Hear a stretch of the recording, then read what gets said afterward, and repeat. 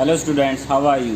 तो आज हम क्लास 8th एनसीईआरटी ज्योग्राफी का chapter second land soil water natural vegetation and wild life resources, Hindi में इसको कहते हैं भूमि हो गया, सॉयल मृदा होगी, वाटर पानी हो गया, नेचुरल वेजिटेशन कुदरती वनस्पति एंड वाइल्ड लाइफ रिसोर्सेज होता है हमारे वन्य जो जीव संसाधन हैं, ठीक है, उनके बारे में, जो वाइल्ड लाइफ है उनके बारे में इस वीडियो में जानेंगे।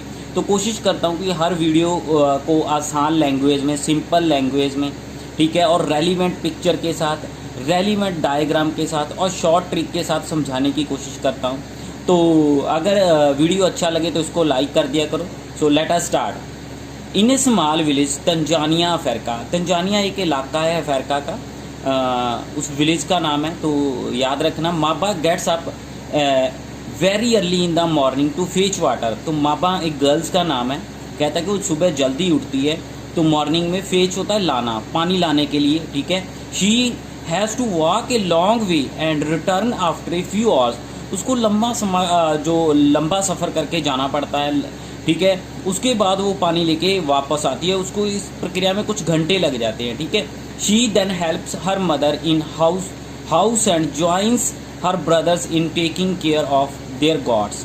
तो उसके बाद वो क्या करती है, अपने जो मदर है उसके घर के काम में, ठीक है, उसका हाथ बटाती है, ठीक है। उसके बाद अपने ब्रदर्स जो टेक केयर करती है, देखभाल करते हैं गॉड्स की, अपनी बकरियों की, तो उनकी हेल्प करती है वो। All her family owns in a piece of rocky land around there small huts. तो रॉकी होता है चट्टानी, ठीक है, पथरीली ज़मीन का टुकड़ा है उनके पास, ठीक है, जो उनकी हट है ना, ठीक है, उनके चारों तरफ, ठीक है, स्मॉल हट बनी हुई है जहाँ पे बीच में वो रहते हैं, झोंपड़ी जिसको बोल देते हैं। तो उनके पास छोटा सा ज़मीन का अपना टुकड़ा है, जो वो भी क्या है, पथरीला है। Maba's father can barely grow some maize and beans on it after toiling hards. Toiling hard होता है बहुत सख्त मेहनत करने के बाद, ठीक है। बार्ली मीन्स की होता है कि वो बहुत कम, मीन्स बार्ली मीन्स अभाव, मीन्स की माबा के फादर, ठीक है, बहुत मेहनत करने के बाद ही कुछ मक्की बोल देते हैं इसको, मेज़ को, और बीन्स को बोल देते हैं सेम, और इसको फलियां भी बोल देते हैं, ठीक है। तो ये उगाते हैं वहाँ पे। This is not enough to feed their family for the whole year. तो जितना वो उगाते हैं उतने से उनका पूरे साल का जो गुजारा नहीं होता है, बहुत डिफ़िकल्ट है उनके लिए इतने से में गुजारा करना। तो ये एक स्टोरी है, माबा की है। तो ये कोई इस पे जो वीडियो है इनमें सभी जो बुक्स में ना, सभी स्टोरी के रूम में स्टार्ट किया हुआ है चैप्टर। तो अब पीटर की स्टोरी पढ़ते हैं। पीटर की स्टोरी दी हुई यहाँ पे। Peter lives in A heart of the sheep rearing reason in New Zealand where is family runs A wool processing factory. तो कहता है जो पीटर है ना, वो जो भेड़ पालने वाला होता है ना, पीटर भेड़ पालने वाले इलाके के मध्यवर्ती हिस्से में, सेंटर वाले हिस्से में रहता है वो, जो न्यूजीलैंड में है। तो वेयर हिज फैमिली, वहाँ पे जो उनकी जो फैमिली है ना, वूल प्रोसेसिंग के काम में लगी होती है, वूल प्रोसेसिंग फैक्ट्री है उनकी, ठीक है। तो वूल जो तैयार करके, ठीक है, उससे आगे प्रोडक्ट बनाना, ये काम करते हैं। Every day when he return from school Peter's watches his uncle taking care of their sheeps. तो जब हर रोज़ जो पीटर है वापस आता है, ठीक है, स्कूल से, तो क्या देखता है कि उनका जो अंकल है ना, देखभाल कर रहा होता है शीप्स, मीन्स की जो उनकी बकरी भेड़ें रखी हुई है, ठीक है। Their sheeps yard is situated on wide grassy plain with hills in the far distance. तो जो उनका शीप यार्ड होता है, कि उनका बाड़ा जहाँ पे जो ये भेड़ों को रखा जाता है, ठीक है ना, तो वो स्थापित है कहाँ पे, कहता है कि वाइड ग्रासी प्लेन है, बहुत बड़ा प्लेन मैदानी इलाका है, विद हिल्स, तो हिल के पहाड़ों के साथ, फार डिस्टेंस, कुछ दूरी के डिस्टेंस पे वो स्थापित है। It is managed in A scientific way. तो इसको साइंटिफिक वे से, मीन्स कि साइंटिफिक तरीके से इसको मैनेज किया गया हुआ है, अरेंजमेंट किया हुआ है इसका way, using the latest technology. तो वहाँ पे उन्होंने लेटेस्ट टेक्नोलॉजी यूज़ की है। Peter's family also grow vegetable through organic farming. तो पीटर की जो फैमिली है ना, वो वेजिटेबल भी उगाती है ऑर्गेनिक जो फार्मिंग के द्वारा। ऑर्गेनिक फार्मिंग होता है यहाँ पे पेस्टिसाइड वगैरह का बहुत कम यूज़ किया जाता है, तो उस तरह की फार्मिंग को हम क्या बोल देते हैं, ऑर्गेनिक फार्मिंग। तो हम इसमें क्या देखते हैं, माबा and Peter stay in 2 different parts of the world. कहता है कि जो माबा है ना, ठीक है, तो उसके साथ जो पीटर है, दो संसार के अलग अलग हिस्सों में रहते हैं and lead very different life. तो वो जो अपनी लाइफ व्यतीत करते हैं ना, बहुत डिफरेंट है उनकी लाइफ में, ठीक है, वो दोनों से बहुत ज़्यादा अलग है एक दूसरे से। This difference is because of the differences in the quality of land. तो ये डिफरेंस क्यों है? क्योंकि उनकी जो ज़मीन की क्वालिटी है उसमें डिफरेंस है। सॉयल पानी, मिट्टी में, पानी में, नेचुरल वेजिटेशन में, animals and the use of technology. तो इन सभी में डिफरेंस होने के कारण इनमें बहुत ज़्यादा डिफरेंस हो जाता है दोनों में।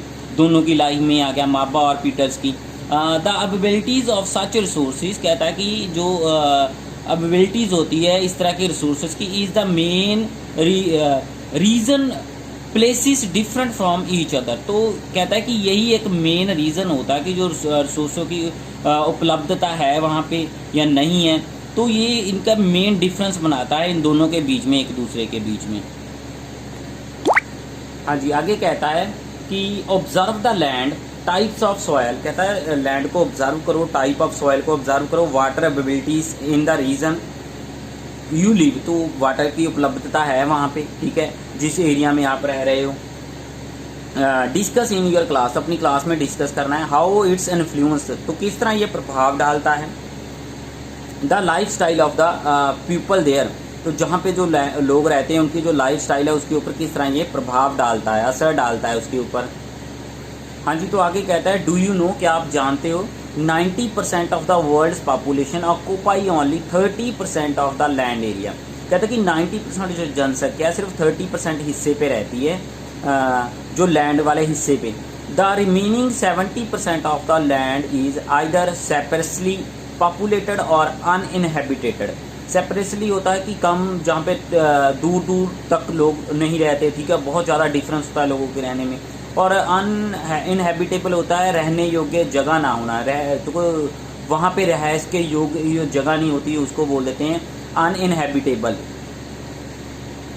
तो ये देखिए डायग्राम, तो कहता है कि 90%, कहता है 90% of the world population occupy only 30% of the land area. तो ये टोटल 90% ये हमारी ज़मीन हो गई, ठीक है, हमारे पास, ठीक है। तो पॉपुलेशन ऑक्यूपाइड एरिया तो 30%, टोटल 90% में 30% के हिस्से पे ये देखिए, तो वहाँ पे लोग रहते हैं, ठीक है। तो जो ये वाला इतना बड़ा हिस्सा आ जाता है ना, तो ये सेपरेटली पॉपुलेटेड, जहाँ तो टामा मीन्स बहुत दूर दूर तक कोई लोग रहता है, या फिर अनइनहेबिटेबल्स जोन में आ जाता है कि यहाँ पे रहने योग्य ही नहीं है ये जगह, ठीक है। कुछ पानी में आ जाती है, कुछ नॉर्थ पोल साउथ पोल जो हमेशा बर्फ से कवर रहते हैं उस एरिया में आ जाती है।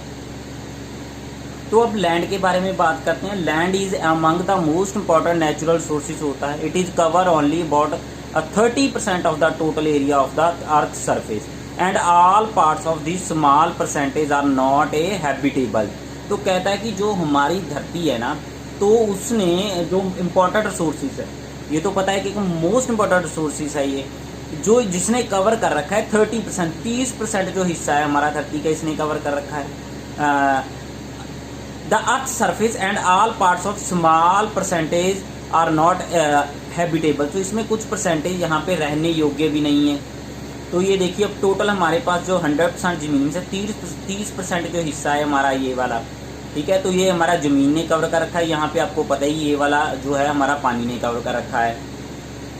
कहता है कि the uneven distribution of population is different part of the world is mainly due to the varied characteristics of land and a climate. तो कहता है कि जो अनइवन, ठीक है, एक जैसा ना होना, डिस्ट्रीब्यूशन है पॉपुलेशन की, पॉपुलेशन कहीं पे ज़्यादा है, कहीं पे कम है।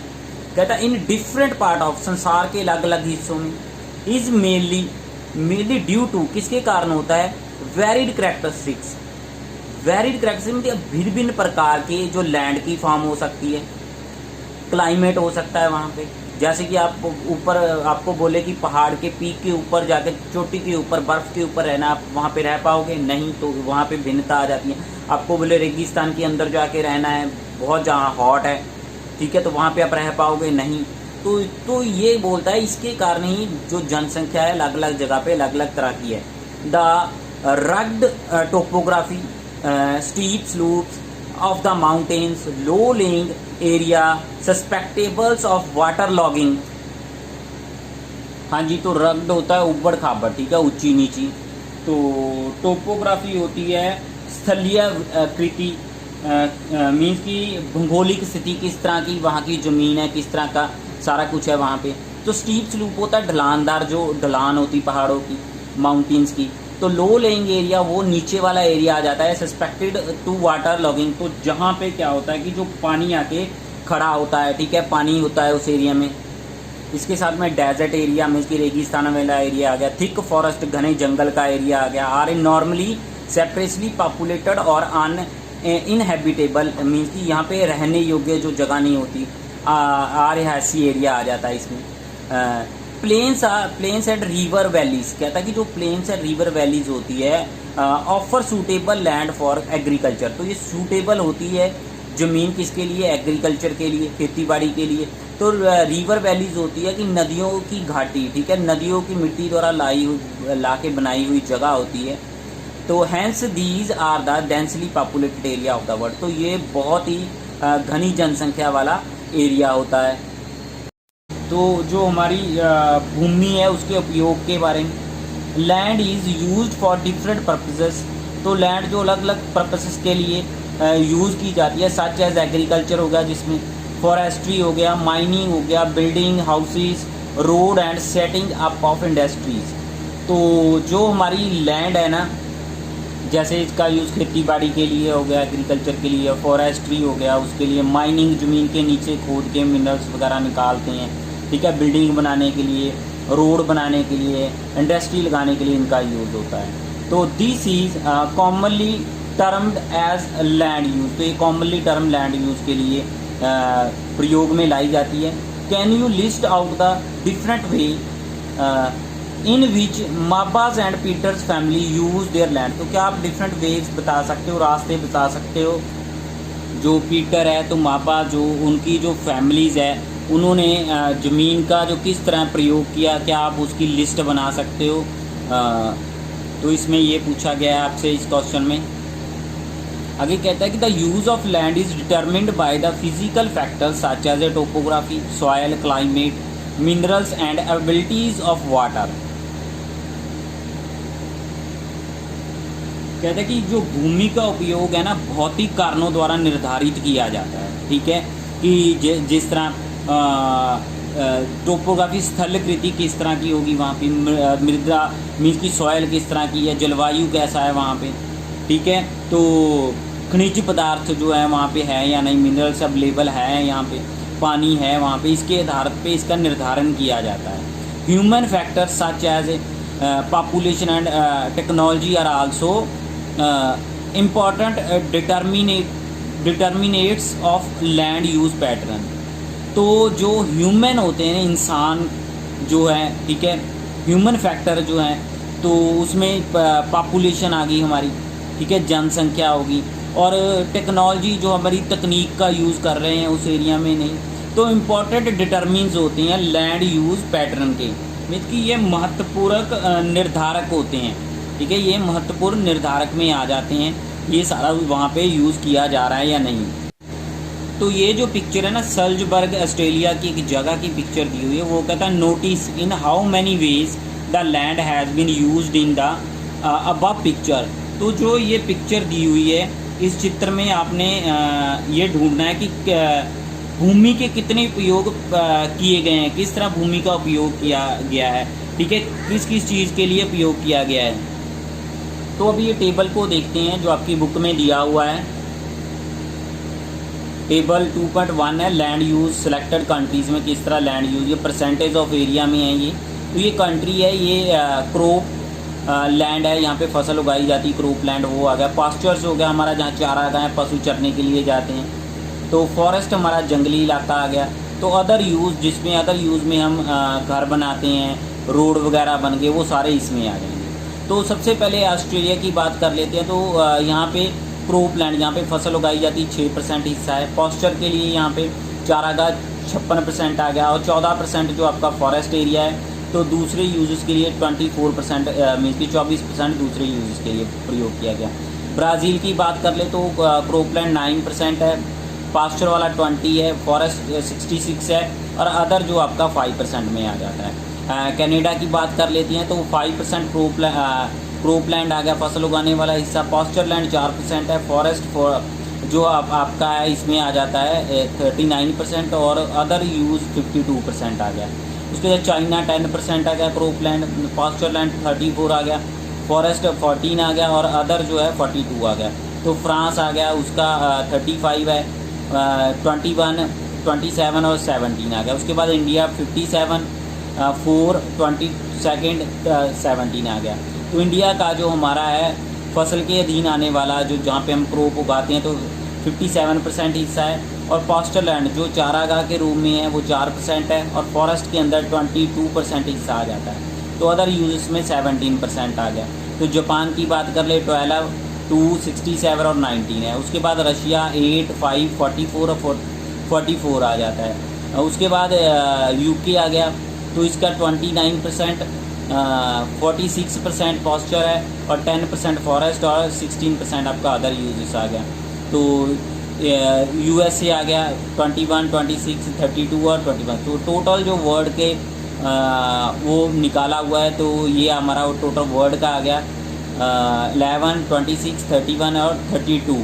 ठीक है, तो हाँ जी, तो इस टेबल को आपने अच्छे से रीड करना है, पढ़ना है, लर्न करना है। तो कहता है study the above table and answer the following. तो ये टेबल को लर्न करने के बाद नीचे क्वेश्चन के जो आपने आंसर देने, name the countries having the highest percentage of land under the crop land, forest, pasture and other. तो वो कंट्री का नाम बताना है जिसके अधीन ज़्यादा लैंड आ जाती है, क्रॉप लैंड भी, फॉरेस्ट और पास्चर वाली वो चारागाह वाली है। ठीक है, तो अदर यूजेस की। तो how would you relate the land use pattern. तो किस तरह आप इसको रिलेट कर सकते हो, जोड़ सकते हो land use pattern of these country, इस कंट्री, इन कंट्रीज़ का with the probables economic activities. तो जो हमारी इकोनॉमिक एक्टिविटीज़ है, संभावित आर्थिक क्रियाओं के साथ किस तरह इनको कोरिलेट कर सकते हो। तो ये क्वेश्चन है। तो आगे देखते हैं, कहता है कि land can also be classified on the basis of ownership. तो कहता है लैंड को ऑनरशिप के मलकियत के आधार पे as private land and community land में हम उसको डिवाइड कर सकते हैं। Private land is owned by the individual weathers. कहता है कि जो प्राइवेट लैंड होती है इंडिविजुअल की, एक पर्सन की अपनी हो सकती है। Community land is owned by the community for common uses. तो कम्युनिटी जो लैंड आ जाती है वो कॉमन यूज़ के लिए सभी लोगों के लिए होती है। लाइक कलेक्शन ऑफ फॉडर, यहाँ से हम फॉडर में चारा इकट्ठा करके लाते हैं। फ्रूट्स, नट्स और मेडिकल हर्ब्स वहाँ से हम ले सकते हैं। ठीक है, फ्रूट्स हो गया, नट्स वगैरह वहाँ से ले सकते हैं। These community lands are also called common property resources. तो इसको कॉमन प्रॉपर्टी रिसोर्सेज भी बोल देते हैं। तो याद रखना इंडिविजुअल और कम्युनिटी।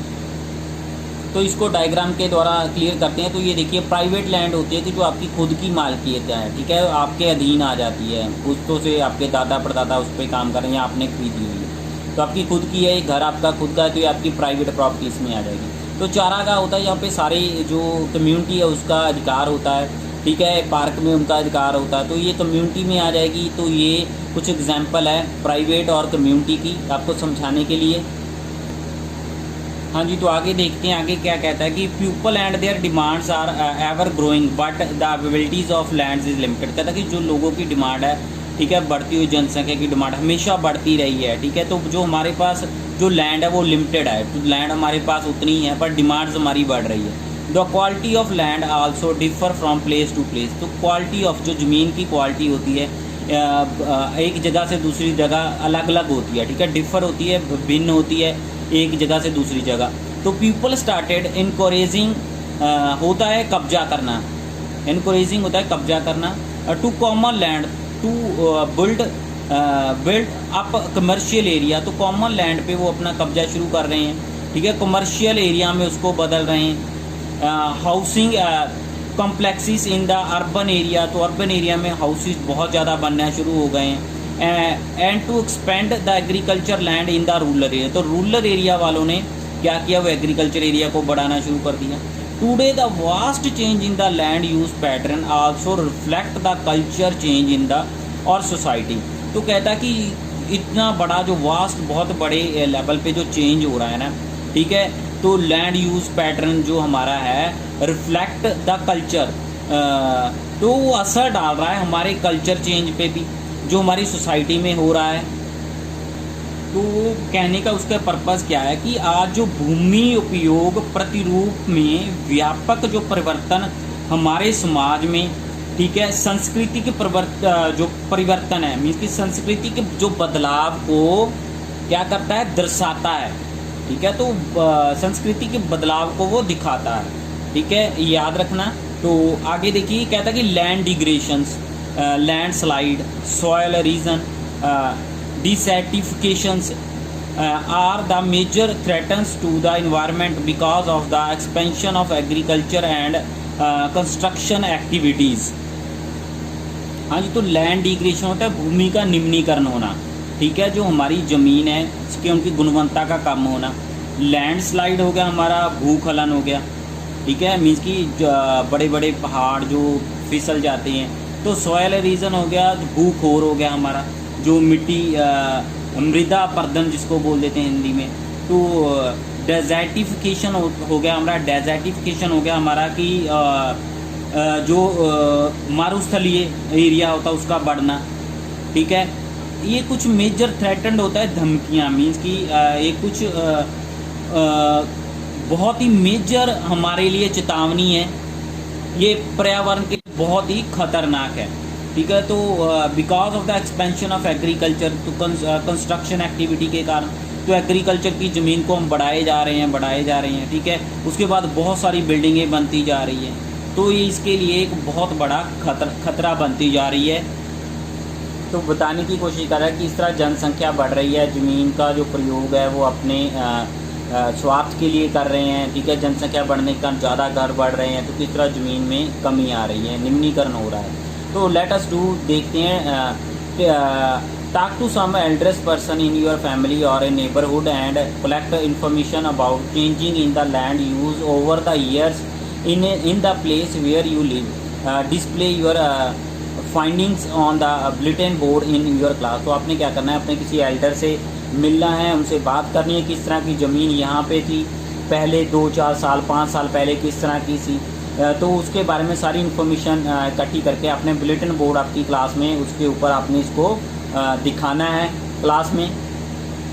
तो ये पिक्चर दी हुई है चेंजिंग लैंड फॉर्म में किस तरह हो रही है। तो पहले किस तरह की ज़मीन थी, ठीक है, अब उसमें बिल्डिंगें बन गई हैं, ठीक है, लोग किस तरह रहते थे, कितनी खेती के लिए ज़मीन थी, तो पर अब वो सारी ज़मीन जो है जो हमारी बिल्डिंग्स ने घेर ली है, रोड बन गए हैं, तो किस तरह ये कवर हो रही है। तो अब कंजर्वेशन ऑफ लैंड रिसोर्सेज के बारे में जानते हैं। तो कंजर्वेशन होता है कि संभाल, ठीक है, कि हम अपनी जो लैंड है उसको किस तरह बचा सकते हैं। तो हिंदी में इसको बोलेंगे भूमि संसाधनों का संरक्षण, ठीक है। संरक्षण मीन्स की बचाव करना। कहता है कि growing population and their growing demands has led to a large scale destruction होता है तबाही का कारण बन रही है of forest covered and arable land, arable होता है खेती बाड़ी योग्य जो ज़मीन होती है, and has create a fear of losing the natural sources. तो कहता है कि जो बढ़ती हुई जनसंख्या है ना, तो उनकी जो बढ़ती हुई डिमांड्स है, ठीक है, तो बड़े पैमाने पर जो हमारे फॉरेस्ट एरिया कवर है उसका और जो हमारी खेती के अधीन जो ज़मीन आ रही है उनका विनाश कर रही है। तो ये खतरा पैदा कर रही है, create fear to losing this natural sources, कि हम अपने जो कुदरती साधन है उनको खो रहे हैं, ठीक है। तो जो हमारे जो कुदरती साधन है ना हमको खो रहे हैं, ये हमारे लिए एक फेयर एक डर उत्पन्न कर रही है। Therefore the present rate of degradation of land must be check. तो इसीलिए जो प्रेजेंट जो निम्नीकरण हो रहा है लैंड का, ठीक है, तो उसको हमें चेक करना चाहिए, उसको हमें रोकना चाहिए। एफोर्टिशंस होता है वनों का उगाना, ठीक है, जंगल लगाना, ठीक है। लैंड रिक्लामेशंस होता है सुधार करना, ठीक है, ज़मीन में सुधार करना, ठीक है। Regulated use of chemical pesticide and fertiliser, chemical pesticide कीटनाशक वगैरह फर्टिलाइज़र जो यूज़ करते हैं खेतों में। And checks on the overgrazing, तो इनको चेक करना चाहिए, ओवरग्रेजिंग चेक करनी चाहिए कि ज़्यादा पशु तो नहीं चल रहे हैं ज़मीन ठीक है, वहाँ पे फिर भूखोर होएगी, सॉयल आपदा मीन्स की सॉयल रीजन होगी। Are some of the common method, तो ये कुछ मेथड है use to conserve land resources, तो लैंड रिसोर्सेज को कंजर्व करने के लिए, संरक्षित करने के लिए।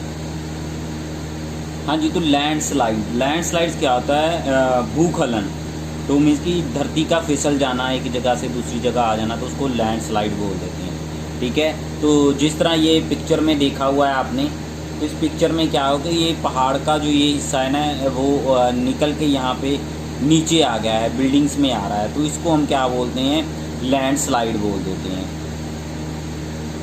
कहते हैं कि landslide are simply defined as the mass movement of rocks, debris होता है मलबा, और अर्थ डाउन ए स्लूप। तो क्या होता है कि लैंडस्लाइड मास मूवमेंट होता है, बहुत सारी चट्टानें पहाड़ों की जो ऊपर होती है, मिट्टी होती है, ठीक है, वो सारा मलबा जो नीचे ढलान से नीचे आ जाता है, ठीक है, फिसल के नीचे आ जाता है।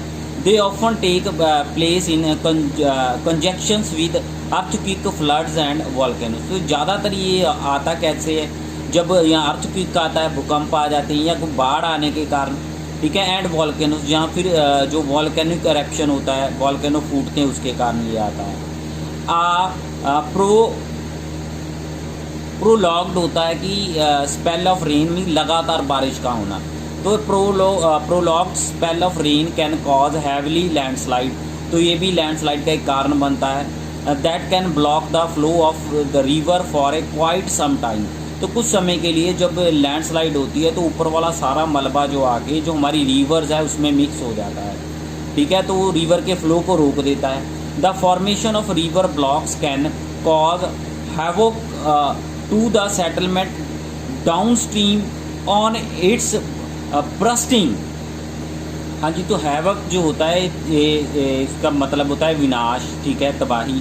तो जो इस तरह फॉर्मेशन होती है कि ब्लॉक हो जाती है रिवर, तो जो नीचे वाला सेटलमेंट्स होती है, नीचे वाला एरिया होता है डाउन स्ट्रीम के, तो उस एरिया में जहाँ पे लोग रहते हैं तो वहाँ पे पानी भरना शुरू हो जाता है, ठीक है, तो उस एरिया में क्या होता है कि ये जो फॉर्मेशन होती है रिवर का अपना रास्ता बदल लेती है, ठीक है, तो वहाँ पे जो नीचे वाला हिस्सा होता है उसमें तबाही का कारण बनती है ये, ठीक है, तो इस तरह जो लैंडस्लाइड होती है दूसरे वाले हिस्से में तबाही का कारण बनती है।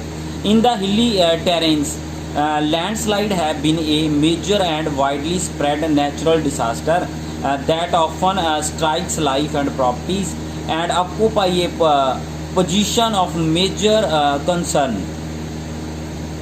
हाँ जी, तो टेरेन होता है इलाका, तो जो पहाड़ी इलाकों में इस तरह लैंडस्लाइड होना, ठीक है, मेजर है, कुदरती तौर पे होती रहती है, तो ये यहाँ पे एक तबाही का कारण बनती है, ठीक है, जो संपत्ति को आघात पहुँचाती है और चिंता का एक मुख्य विषय बन जाती है पहाड़ी एरिया में। हाँ जी, तो यहाँ पे एक केस स्टडी ली हुई है। केस स्टडी होता है कि पहले ये मामला घटना हो चुकी है, उसके बारे में जानेंगे इसमें। तो क्या कहता है कि मैसिव लैंडस्लाइड हिट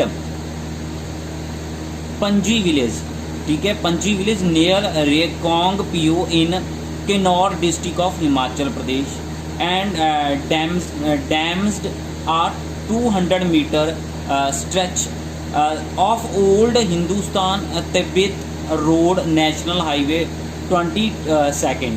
तो क्या हुआ, मैसिव लैंडस्लाइड जो था पंजी विलेज जो नियर रेकोंग प्याऊ किन्नौर डिस्ट्रिक्ट है हिमाचल प्रदेश में, तो वहाँ पे हुआ था। तो उसने क्या किया था कि 200 मीटर का जो फैला हुआ स्ट्रेच होता, फैला हुआ हिंदुस्तान तिब्बत रोड था, नेशनल हाईवे 22 जो था, तो उसको उसने बहुत ज़्यादा नुकसान पहुँचाया, डैमेज कर दिया।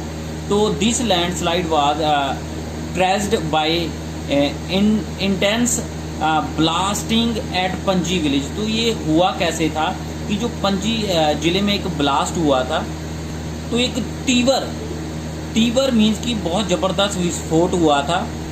ट्रिगेड का मतलब होता है, ट्रिगेड्स का मतलब होता है शुरू होना। तो जब बहुत इंटेंसिव ब्लास्ट हुआ था पंजी गांव में, तो इसी के कारण जो due to blasting this weak zone, तो ये कमज़ोर जो जोन था, हिस्सा था स्लूप्स का, ढलान का, collapse and cause intense damage to the road and nearby villages. तो ये कारण बना था नीचे आके रोड को तबाह किया इसने, तो विलेज में काफ़ी उसने तबाही फैलाई थी। The Panji village was completely vacated to provide any possible loss of the life.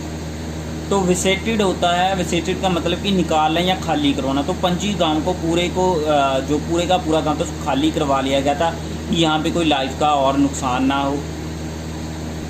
तो आगे देखते हैं, कहता है मिटिगेशन मैकेनिज्म। तो इसका मतलब होता है न्यूनीकरण क्रियाविधि, मीन्स कि कम करना, ठीक है। जो घटनाएं होती है उसको किस तरह हम कम कर सकते हैं, ठीक है। जिस तरह ये लैंडस्लाइड वगैरह हो गई, तो इनको किस तरह हम कम कर सकते हैं। तो advancement in scientific technologies and empowered us to understand what factors cause landslide. तो कहता है कि अब साइंटिफिक जो हमारी साइंस ने इतने टेक्निक्स ने इतनी तरक्की कर ली है, ठीक है, इसमें इतने इम्प्रूवमेंट हो चुकी है कि हम अंडरस्टैंड कर सकते हैं, इसको समझ सकते हैं कौन कौन से फैक्टर्स हैं लैंडस्लाइड के लिए जो रिस्पॉन्सिबल होते हैं, हाउ टू मैनेज दैम। तो उसको किस तरह मैनेज कर सकते हैं। Some board mitigations techniques of landslide are follow. तो उसमें से कुछ इसको कम करने की जो तकनीक है नीचे दी हुई हैं। तो ये है नंबर 1 में, कहता है हैज़र्ड मैपिंग। हैज़र्ड होता है कि जोखिम भरा जो एरिया है उसकी मैपिंग करनी चाहिए। To locate area prone to landslide. Prone होता है कि प्रभावित एरिया जो लैंडस्लाइड से, उस एरिया की मैपिंग होनी चाहिए। Hence such areas can be avoided for building settlement. तो इस तरह के एरिया पे बिल्डिंग का सेटलमेंट नहीं होना चाहिए, कि आवास नहीं बनाना चाहिए, यहाँ पे घर नहीं बनाने चाहिए। Construction of retentions wall to stop land from slipping. तो रिटेंशंस वाल दिए, देखिए दीवार यहाँ पे जो इधर हिल है तो इसकी इस तरह एक दीवार बना देनी चाहिए रोड के साथ में, तो इस तरह की घटना ना हो।